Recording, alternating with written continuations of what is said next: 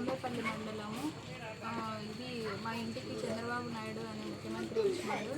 మాకు వీలైన కాడికి సహాయం చేసినాడు. దానికి సంతోషపడుతున్నాము.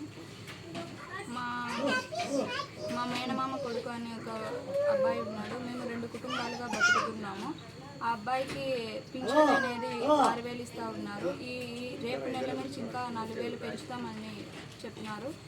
అది కాక అబ్బాయికి వీలైన కాడికి భూమి అనేది ఇంటికి సహాయం చేసినారు. బిగించినారు. ఇంటికి బండి ఒకటి ఇచ్చినాడు.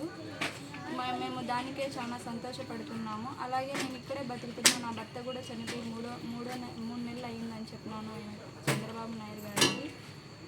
నాకు కూడా సహాయం చేస్తాను అన్నాడు.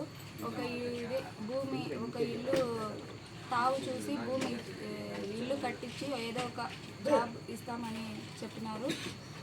దానికే మేము చాలా సంతోషపడుతున్నాము. ఒక రాష్ట్ర ముఖ్యమంత్రిగా మన ఇంటి ముందుకు వచ్చి ఇచ్చినందుకు చాలా సంతోషపడుతున్నాము. ధన్యవాదములు.